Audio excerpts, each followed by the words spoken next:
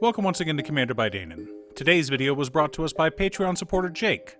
Huge thanks to Jake and the rest of my Patreon supporters. Jake reached out asking for an Esper Reanimator deck with a budget of $600, and I was more than happy to help. But before we get started, I'd like to quickly ask you to like and subscribe. It really does help the channel, and it's free. With that out of the way, let's get into the video.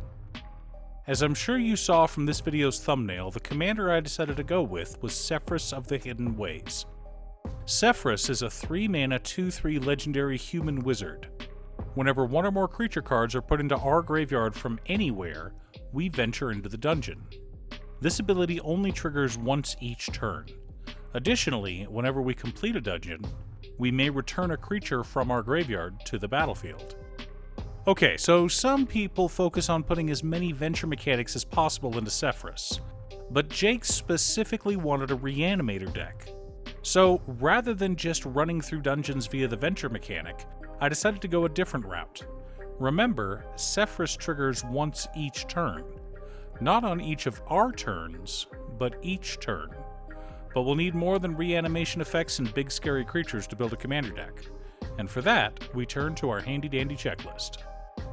50 mana sources, usually split between 37 lands and 13 pieces of ramp, 10 pieces of card advantage, 8 to 10 pieces of spot removal, 2 to 3 board wipes, 2 pieces of graveyard hate, and 1 sudden I win card.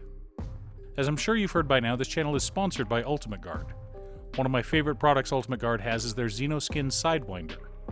The Sidewinder has a soft microfiber lining as well as the rugged Xenoskin shell we've all come to love. While the Sidewinder isn't a new product, they are now available in the beautiful two-tone Synergy series, like this blue-white one seen here.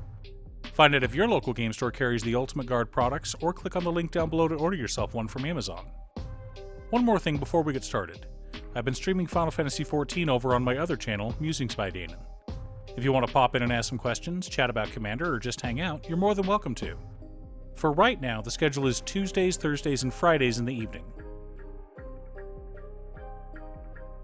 Command Tower, Exotic Orchard, Flooded Strand, Polluted Delta, Marsh Flats, Arid Mesa, Scalding Tarn, Verdant Catacombs, Rafine's Tower, Hallowed Fountain, Watery Grave, Godless Shrine, Sea of Clouds, Morphic Pool, Vault of Champions, Deserted Beach, Shipwreck Marsh, Shattered Sanctum, Glacial Fortress, Drowned Catacomb, Isolated Chapel, Glacial Floodplain, Ice Tunnel, Snowfield Sinkhole, Bajuka Bog, 3 Plains, 3 Islands, and 2 swamps make up our mana base for this deck.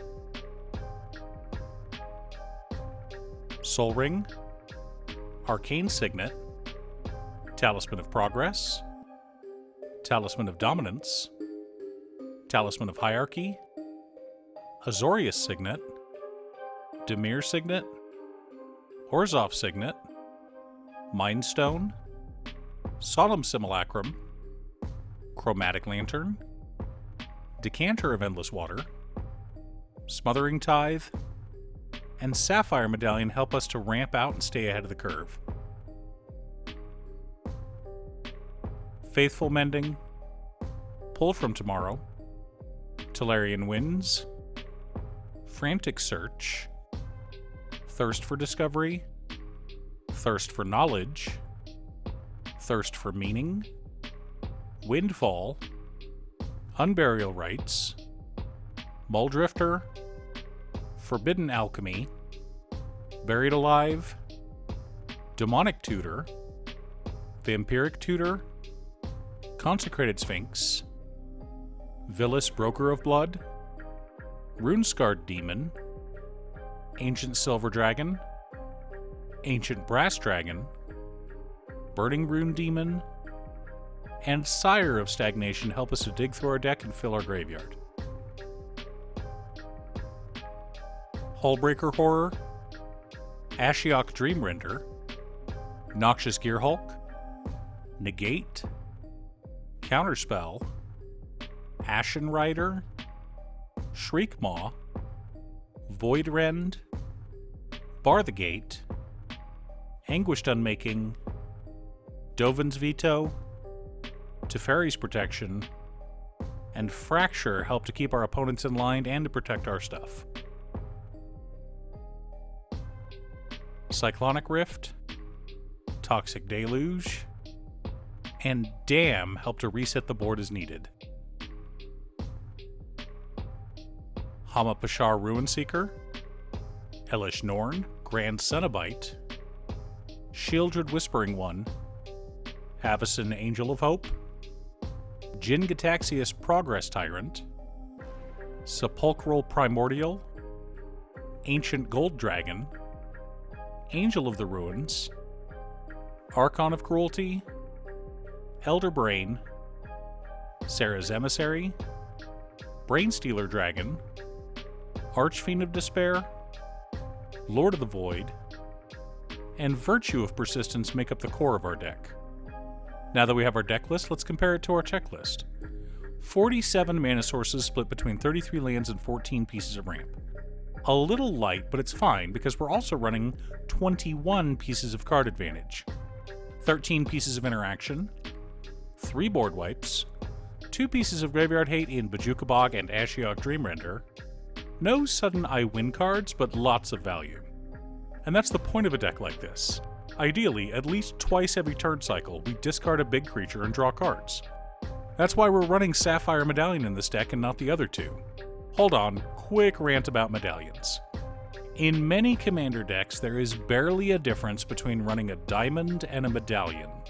A medallion lowers the mana cost of a specific color by 1, while a diamond gives you 1 mana of a specific color. Sure, it comes into play tapped, but that rarely matters prior to turn 6 or 7, give or take. The only time a medallion matters and is worth the cost of picking up is when you regularly cast more than 1 spell of that color each turn cycle. If you're casting 2 or 3 draw spells in blue every turn cycle, a medallion is absolutely worth the price. But if you're only casting 1 big stompy Kraken every turn, Sky Diamond is just as good as Sapphire Medallion. So when you're building your own decks, keep in mind what your strategy is, and that will help you determine which card is best for you. I should probably do a video about mana ramp and land choices soon. Anyway, back to the video. Now, I know it seems like we have a ton of card advantage in this deck, and we do, but it's spread across different functions. We want to fill our graveyard, and we have 11 cards that help with that, either through discarding or tutoring creatures directly into the graveyard. But cards like Mulldrifter or Consecrated Sphinx draw us cards. We want to do both with this deck. Keep a full hand of interaction while also filling our graveyard with reanimation targets. I'm sure some of you noticed we only have a couple of reanimation effects in our deck other than our commander. There's a reason for that. I could have focused more on reanimation and maybe had less card advantage or whatnot, but I was building around Sefris with the assumption that she would be out most of the time. I also ensured that we had enough mana ramp to keep her in play. The nice thing about Sefris is that when she triggers rooms or moves us through dungeons, the dungeon doesn't go away. She could die to a board wipe or whatever, we can just cast her again and continue our way through the dungeon. Do you have a Sefris of the Hidden Hand deck? What's your secret deck tech? Leave a comment below. Thanks for tuning in. Once again, a huge shout out to my editor Cutestuff. I couldn't make these videos without her. If you'd like to hire her to edit your own videos, she can be reached at cutestuff.edits@gmail.com. Link is down below. If you're looking for ways to support the channel directly, you can head on over to patreon.com/Danon. There's a new $5 player tier. Joining this tier will give you access to our private Discord, as well as the power to vote on upcoming content. I wish I could make every video that gets suggested to me down in the comments, but there's just never enough time. I also want to give a quick shout out to all of my patrons: Waffles, Jiraiya, Danny, Muffins, Marcus, Squishy, Brett, Roxy, Josh, Sean, Pob Zombie, Mark, Steve, Alex, Cookie, Borgie, Jake, Exiled Rogue, Manassas, Nazwin, Pedro, Airnor, and Tom. You guys are awesome. I post new Commander Deck videos every weekday, so be sure to subscribe and ring the bell to be notified of new videos. Again, thanks for watching, and I'll see you all again next time on Commander by Danon.